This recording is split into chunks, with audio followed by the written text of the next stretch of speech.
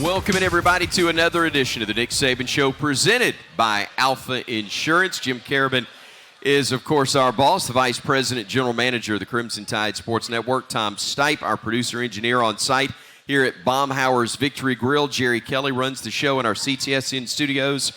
And I'm Chris Stewart, filling in for Eli Gold. It's great to have Nick Kelly from the Tuscaloosa News as our media guest tonight, and the man himself has made his way in. Coach Nick Saban, good to see you again, sir. Good to be here. Hope everybody's doing well tonight.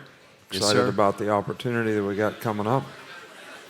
It's great to have you with us. We talked by phone last week as it was the bye week. I was very careful to say bye week. It's not an off week. There's no such thing during the year, I know. But it was a bye week and a chance for, I guess, everybody to kind of recharge a little bit and rest up and get ready for what is, we hope, a very lengthy back half of the season. Well, I think, people talk about November all the time and how you finish, but I think that it was really a good time for us to have a little break. We had a significant amount of guys that have been injured. This gave them the opportunity to come back. Injured players that can't practice and still play sometimes start to not play as well as they're capable of. So to get those guys back this week and be able to practice was really important, I think, to the continuity of the team. I think to get Bryce back where he could practice, really was helpful to the offense. He played fairly well the whole time, but there's not the continuity of working together all week in practice. So all those things are really, really good for us. I think psychologically, it's a grind to get through the season. We played 8 straight games, 8 straight weeks. So psychologically, you're always trying to, find a way to attach yourself to the right things so that you can go out there and play well. And I think it's good to get a little, break, to have a little downtime from that standpoint. But there was a lot of things that we wanted to accomplish in this bye week, and I was pleased with the work that we got done on future opponents as well as getting a little early start on LSU. Back on the road this week, obviously, so much discussion I feel like about road games is how do you survive this? How do you handle that? What is the key for not just surviving but thriving in tough road environments?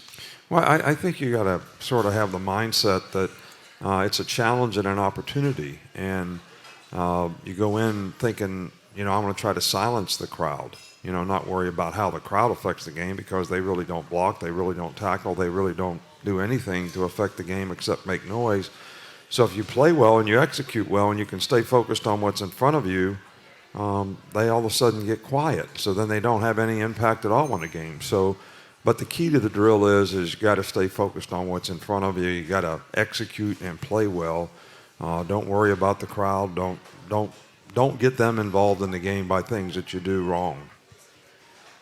Coach Nick Saban with us here, of course, at Baumhauer's Victory Grill. We always encourage our listeners to be a part of the show on the Yellowhammer Brewing Hotline at 877-202-BAMA.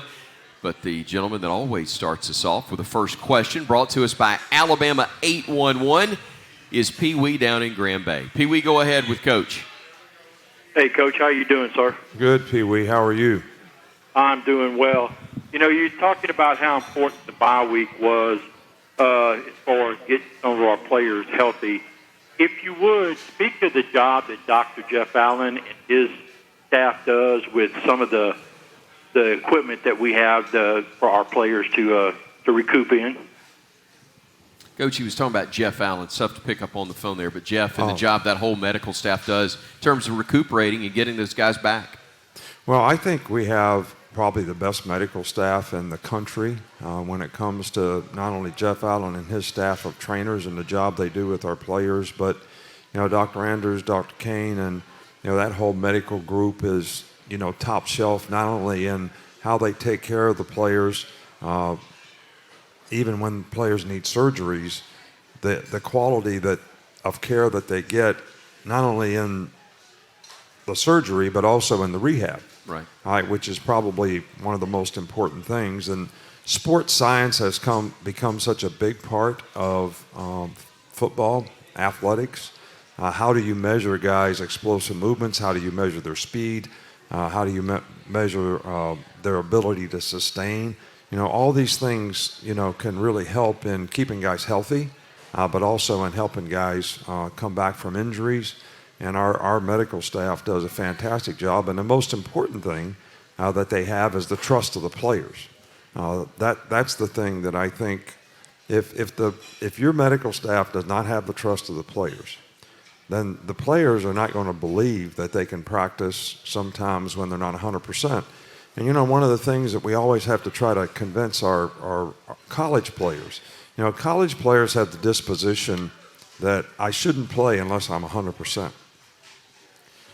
But they all want to play in the NFL.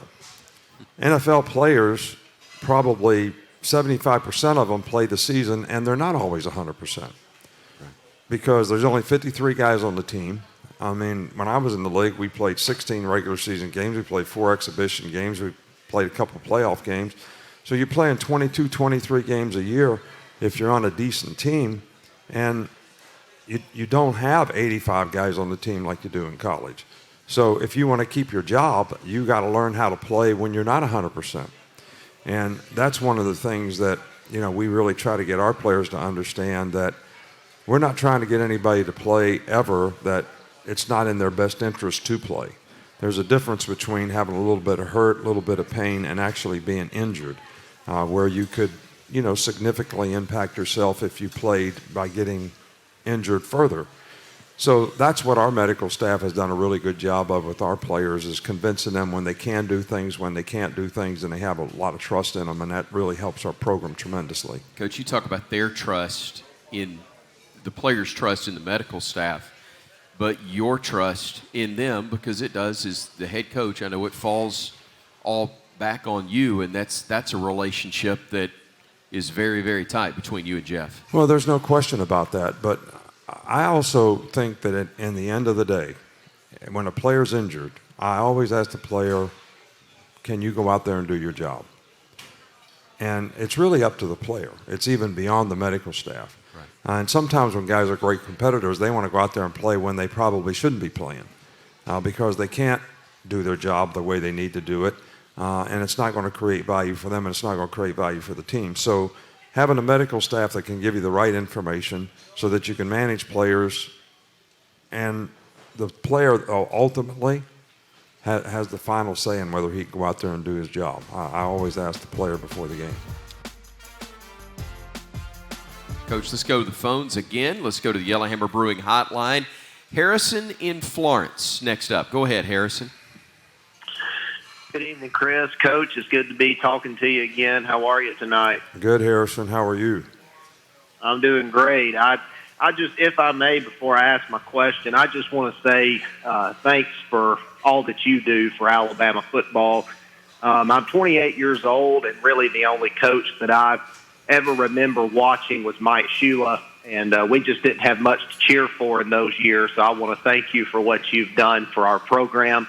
Also, I want to thank you for having this show every Thursday night, taking your time out in a busy game week to interact and being so accessible to all the fans. This is one of the highlights of my week every week during football season, so I really appreciate you doing that. My question is just real quick. You've talked about some good things during the bye week, getting players healthy, and also some personal things that you want to get done as a coach with future opponents. But my question is, do you see there being any cons to having a bye week in the middle of the season? Like, for instance, if a team is really playing well and they're really getting hot, do you think it can be bad to have a bye week in the middle of the season? I just wanted to hear your thoughts on that. And thanks, Coach, and Roll Tide. Yeah, well, thank you, Harrison. This is one of the highlights of my week, too, because it's the only time I see any people other than our players and Miss Terry when I get home at like 10 o'clock at night, and the coaches. So I always enjoy this, and I like the opportunity to interact, and I think it's a good way to message, some of the things that are important to the program that, fans are interested in, but also have kind of the right to know. So after saying all that, I'll forget what his question was. I was hanging on everything you were saying. He was talking, is it a negative at all to have a bye week? Okay, I got it. If you're winning a bunch. Yeah. Well, I think if you looked at it this way, like how hard is it to maintain intensity? All right, we have to all do that in our work. You have to do it if you're in competition.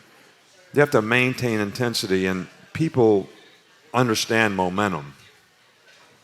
I mean, you have momentum in a game. Sometimes you have momentum in your business. Sometimes you're doing really, really well and things are rolling along and everything's going well. So the ability to maintain intensity is probably one of the most important things in a game, but also in a season. So to go back to your point, if you're playing really well and your team has got momentum because you are maintaining intensity and you're playing well, sometimes a break may not be the best thing for you. Sometimes when you're a little bit banged up or, maybe you're limping your way through the season, psychologically or physically, a bye week can be a really welcome time for you to heal. So I think, and I've oftentimes said this, and I've said it on the show before, people always assume that a bye week is a good thing, but you never know if it's a good thing or a bad thing until you kind of go through it, see what you get done, see how you improve, see how your players respond to what they need to do to be able to improve, and then how do they play in that next game. And, that's what we're anxious to see, this weekend. Looking forward to it indeed as the Tide takes on the LSU Tigers. We continue with more Hey Coach and the Nick Saban Show coming to you live from Baumhower's Victory Grill.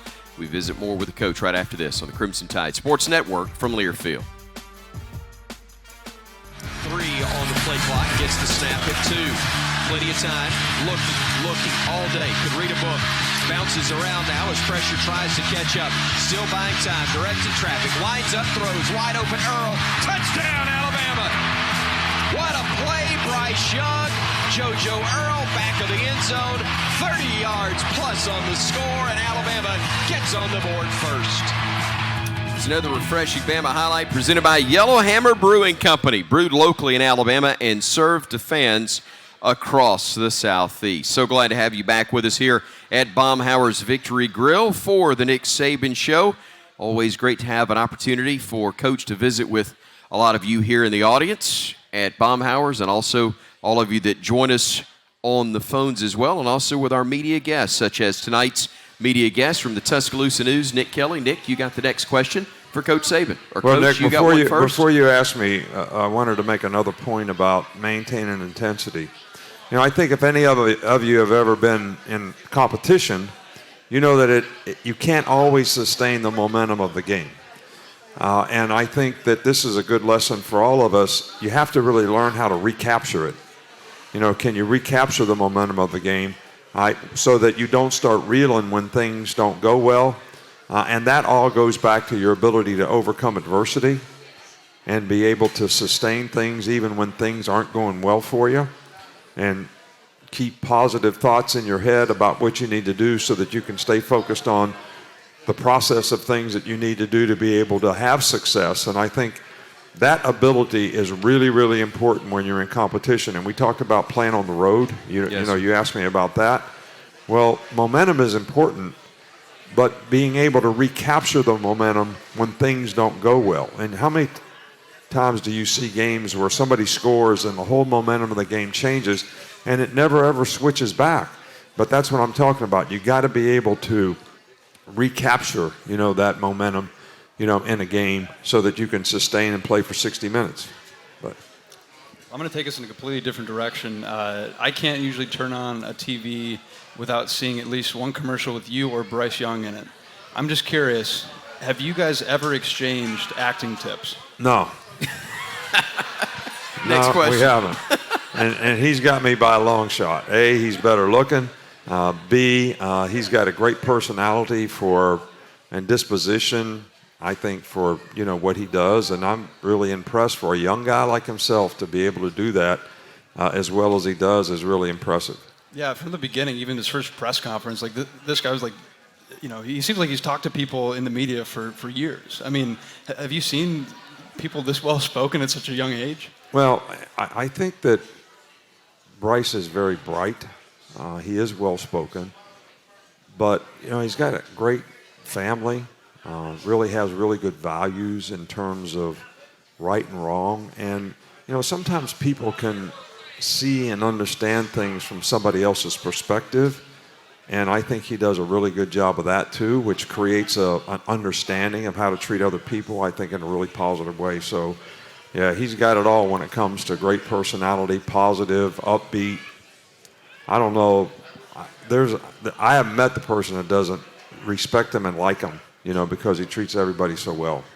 Before we go to our next question from the audience, I've got to go back to your acting history, your acting past. We heard you talk about The Blind Side before, and where you basically told the director, look, I know you got these lines, but can I just talk to them like I would on a recruiting visit? When you did that first, I guess it was Aflac commercial, or one of the first ones, where the girl's going to buy a dress for however much it was. Oh, that was a Regions commercial. I'm sorry, forgive me. Young lady, $275 for a dress you're going to wear 2, maybe 3 times tops. I felt like you just went completely off script and you were talking to Kristen all of a sudden. Was that the way that worked? That's the way it works. Okay. That's exactly the way it worked. That's what I thought. You took the words right out of my mouth. All right. Good deal. Yeah, and again, I probably am right. That was outstanding. Let's go to the first question from our AL.com thread. It's from Curtis in Anniston. Hey, Coach, I'm curious if the bye week is scheduled more for player recovery as opposed to extra prep time for the upcoming games ahead. Thank you, and roll tide, from Curtis in Anniston. Right. I think, Curtis, it's a combination of both. I think 2 days off during the season is 10 times better than 1 day. It's not 2 times better, it's 10 times better. So you've heard me say that before. So we give the players off Sunday and Monday, then we practice Tuesday, Wednesday, Thursday, then we give them off Friday, Saturday, Sunday. So we get 3 good days of work in, but they also get 2 breaks, a 2-day break and a 3-day break. So, and I think at this point of the season, sometimes less is more for players in terms of recovery. So we did get work done against future opponents, but we also got a lot of good rest and recovery, and I think it's been helpful to us. Good deal. Coach, we got a question from the audience. I know you, but say your name again for Coach and give him your question, please. Yes, Coach, I'm Rick Edmonds from Brent, Alabama. Hey, Rick, how are you? I'm fine, sir. In the run-pass option, be almost eliminated if the lineman could only block after 1 yard like it is in the NFL. Right. Well, in college, you're allowed to block 3.5 yards. But here's the part of that doesn't get implemented. You're allowed to block 3.5 yards downfield if you engage the player within a yard of the line of scrimmage. But that is not how it gets called. All right, so if you're a guard and you're playing a nose guard and a 5 technique, so there's nobody covering a guard and there's a linebacker on you, people run RPOs and they run up and block the linebacker. Well, just based on the letter of the law, of the rule, you're not supposed to be able to do that. But it's really difficult to officiate the way it is, and that's why RPOs have become such a big part of the game. And RPOs have probably doubled points that are scored by the offense. Between RPOs and being able to block behind the line of scrimmage on passes that are caught, it's supposed to be behind the line of scrimmage, but they give them 1 yard on the other side of the line of scrimmage. So now you got all these zone read street plays, like we call them, where the tight end goes out, they crack the guy that's got the tight end, and he catches the ball in the flat. Not often are those passes caught behind the line of scrimmage, but because of the latitude they give, they make them legal. So the combination of RPOs and being able to block behind the line of scrimmage, those 2 rule changes have significantly impacted offensive football in college, probably more than anything in a long time. So, and also pace of play. People that really go fast make it really hard on the defense. And I know there's a lot of talk about, since we're talking about the game itself and the administration of the game, there's a lot of talk about the length of the game in college football. When I was in the NFL, there was a lot of research done on how long does the game last. Because it's entertainment business. All right, so should it last 3 hours? TV wants it to last a certain amount of time so they know what time they can put the next game on. All right, so some of our games in college last for 4 hours. Some of them last for 2 hours and 45 minutes. So that is a big difference, in how long a game lasts. So I know there's a lot of research being done right now on how could we make the game a little bit more consistent in, pace of play, whether it's not stop the clock on first downs, which they don't, maybe stop the clock on an incomplete pass, but as soon as the ball's ready for play, start the clock again, which is the way we do now when you run out of bounds, other than the last few minutes of the half in the game. So there's a lot of research being done on some of these administrative issues in college football, when there's a lot of good people in college that are trying to make the game, a better game and a fair game for players and fans. Great stuff, Coach. Let's go to the Yellowhammer Brewing Hotline again. Joe is up in Hartselle, Alabama. Joe, what's your question for Coach? Well, Chris, just want to congratulate you. You're doing a great job, and of course, we're keeping Eli in our prayers.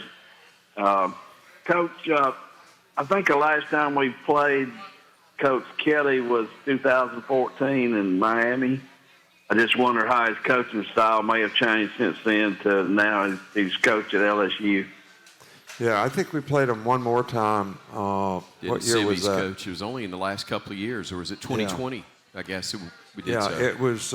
We played him in 2020 or 2019 in the playoffs out in Dallas, and Coach Kelly is a very, very good coach. Very disciplined team. Team competes well in the game. They do really good things schematically. They're very sound on offense, defense, and special teams. And they do a really good job of executing what they do. I think that's why LSU's team has improved dramatically from the beginning of the season till now, is because you can see his philosophy sort of, taking hold of how the players are responding, the discipline that they play with, how they've improved in their ability to execute what they do on offense.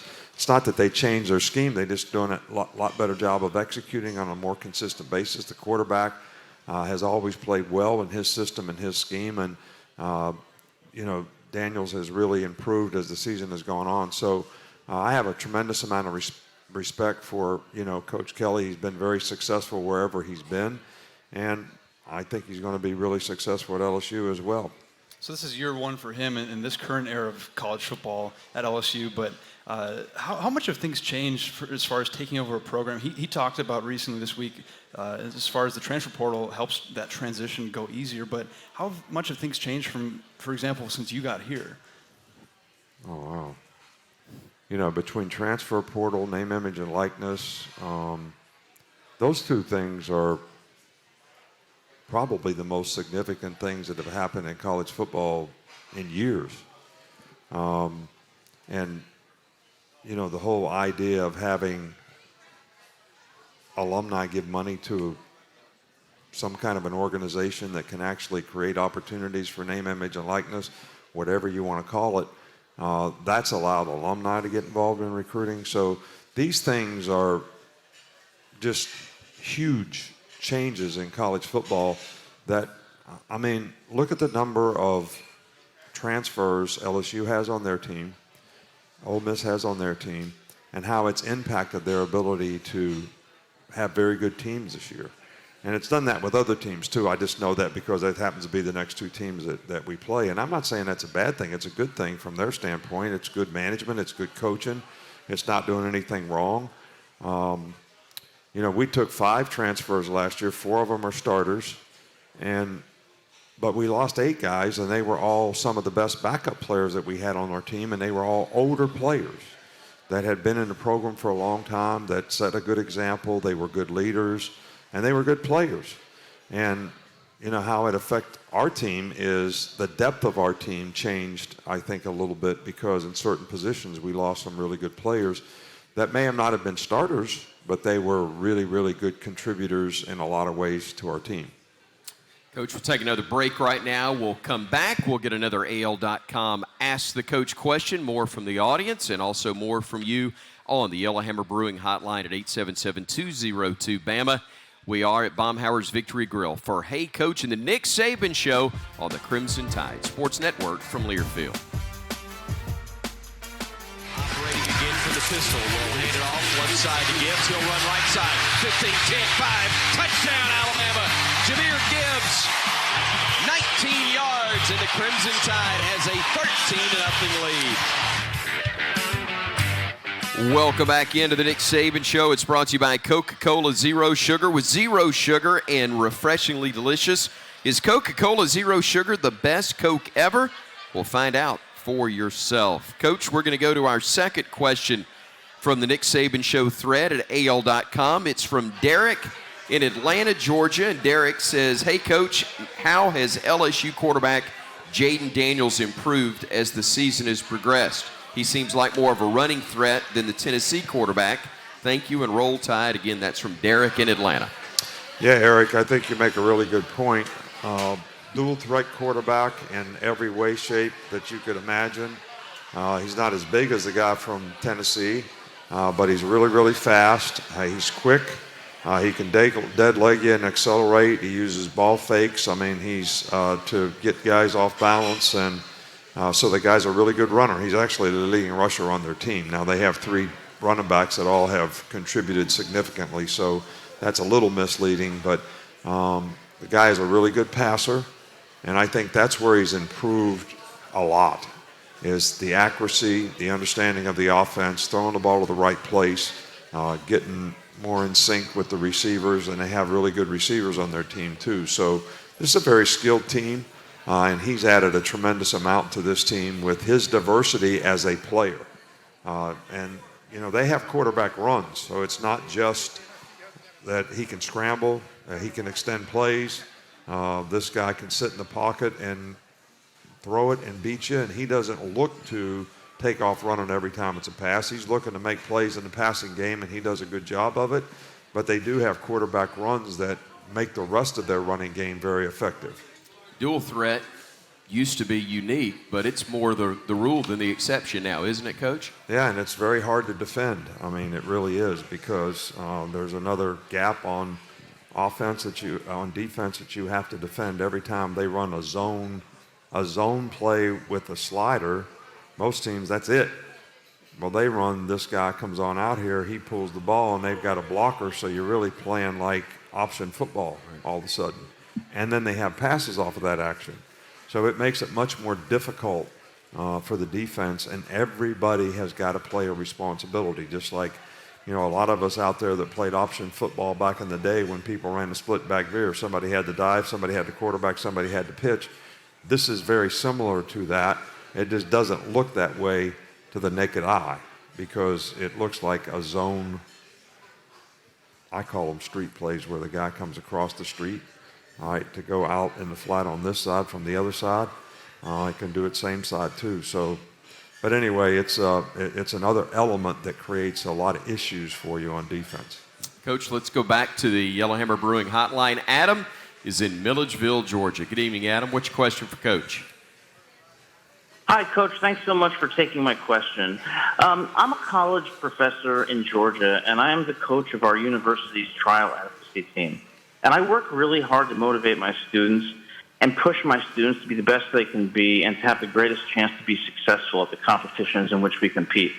Sometimes I worry, however, that I'm pushing them too hard to the extent that it's counterproductive and ultimately discouraging to the students.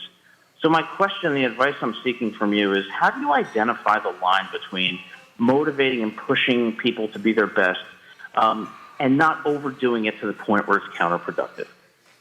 Yeah, well, that's a good question. And if we had the secret to that recipe, you know, we'd all be better off, I think. But I, first of all, want to commend you for being committed as a teacher, right, to trying to help your students have a better chance to be successful in life, because I think that's really important for all of us. And, you know, I think that there's a couple things. You know, getting these young people to attach to the right things is because they have so many more options than what we had growing up or what people have had in the past.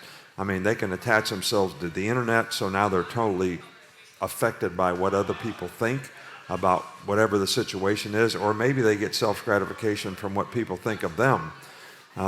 They can, you know, get attached to ESPN and what people say on ESPN or what they say on the news, whether it's Fox or CNN or whatever it is. So there's so many things that these young people can get attached to. And I think it affects their ability to have goals and aspirations of their own and to get self-esteem from themselves in terms of what they accomplish and what they do. So the whole concept of getting them to be the best they can be is almost foreign to them because they're wanting to be the best based on what somebody else might think, not necessarily what they think of themselves. And I think that's really, really important that so what we try to do, to answer the other part of your question, is get people to make actual commitments to goals and aspirations of things that they want to do, and then try to get them to edit their behavior to be able to do it, and actually confront them when you see them do things that isn't actually contributing to their ability to accomplish the very things that they say they want to accomplish. So I think it's more important to make it about them, not about what you want for them, but what they want for themselves. Get them to identify what it is they want for themselves, and then get them to try to commit, and you to, as a teacher, to show them, hey, this kind of behavior is not going to help you accomplish what you told me you wanted to accomplish. So I think making it about them is something that can help them see the light and be motivated to try to accomplish things that they want to accomplish. Not necessarily what you want to accomplish for them, but what they want to accomplish. Coach, gentleman right here in the front who's a Bears fan. I'm going to hope he's a Bama fan too. Go ahead, sir. How you doing, Coach? How you feel today, man? I feel good. How about you? Well, I just want to know, okay, what would you compare the difference between playing at LSU and here in Tuscaloosa and playing on the road in Baton Rouge? How would you call it? How would you see it is different? Oh, it's a lot different when you play at home and when you play on the road. But I think it's how you look at playing on the road. You know, playing on the road is a challenge.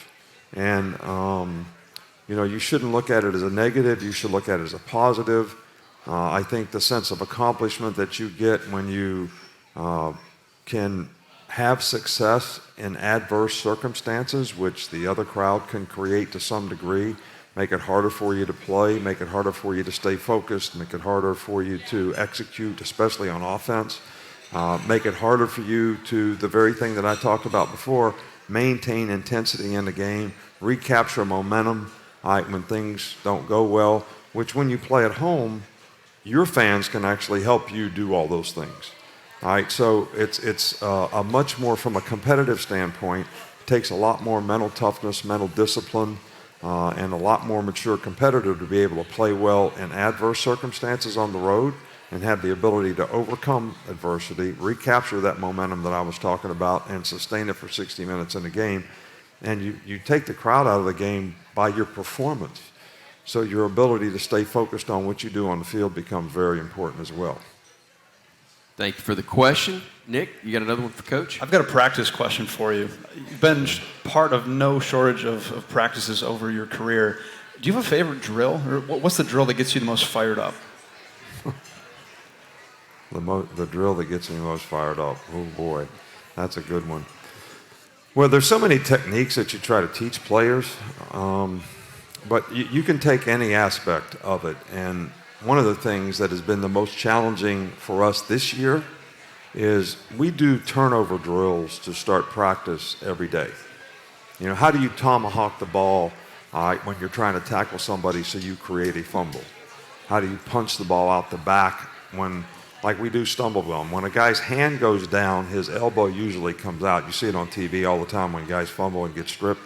All right, so when the elbow comes out, you can punch the ball out the back. If the elbow stays tight, you can pull it down from the front. All right, so just teaching players how to do that and then put them in drills where they have a chance to do it. And then it's frustrating when you try to teach all these things and you don't actually see it happen in the game like you want it to happen. But that's one of the things. And then it's the same thing with the offensive player. How do you properly carry the ball so that you don't fumble, so that you're not what I call a ball violator in terms of, you know, how you swing the ball around. Like when Kool-Aid fumbled on punt return where he took it back like 40 yards or whatever, ball was swinging. Ball swinging out here, man. When they hit the top of the ball, the tip is coming out, it's a fumble. All right, so all those things are things you teach, but it's a little bit unnatural to carry the football like you need to carry it so you don't fumble. So it's something that players really have to learn how to do.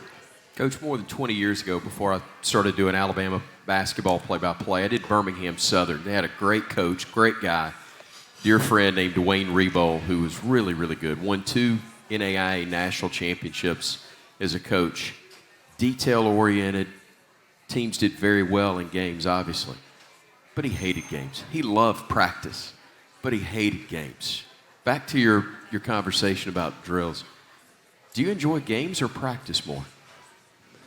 Oh, I love practice. I mean, practice is because you're teaching. The game is more of a culmination of what you tried to install and what you tried to teach, and see how well the players actually responded to it, can do it, can execute it in a game, take advantage of situations in a game. So the game's great competition, and competition is exciting, it's fun, it's challenging. But I really like practice. I really look forward to meeting with the players every day, going over stuff with them that they need to learn, adjustments that we need to make. So I really like it. Now, I've heard coaches before say that this would be the greatest profession in the world if you never had to play a game.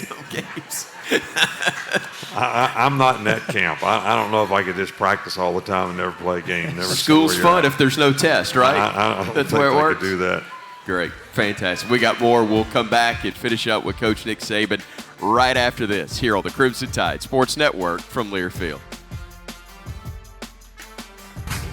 Down to 3 on the clock. 2 on the play clock. 1, they get the snap off. They throw, and it is batted away and incomplete. And Bama takes over on downs. This is the Nick Saban Show presented by Alpha Insurance. For auto, home, and life insurance, call Alpha. Chris Stewart filling in for Eli Gold. Nick Kelly of the Tuscaloosa News has been our media guest throughout the course of the show. And in just a second, he'll have one final question for Coach Nick Saban, who is always generous and gracious, visiting with fans, signing some autographs, and also taking a lot of calls on the show tonight, and also from our AL.com Ask the Coach thread here on the Nick Saban Show. But Nick Kelly with one more for Coach Saban on the night. Yeah, last night, your Wednesday press conference, you mentioned Jason Taylor, his name came up. You coached him in Miami. Now you get to coach against his son, who's a freshman on LSU's team. Is that strange, or what is that like for you?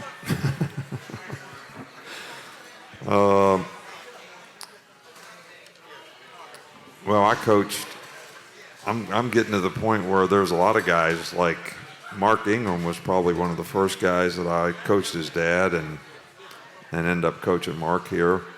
So I like coaching when they're on my team better than when they're on somebody else's team. And we actually tried to recruit, Jason's son here.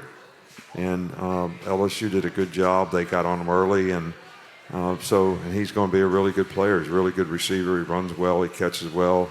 Really good player as a tight end. I had a question. It's not from the audience. It's from the guy over here to the left. Tom Stipe takes care of dinner on the road for us, making sure he picks the spot. Recommendation in Baton Rouge still. Oh, you have to ask Miss Terry that. I mean, all right.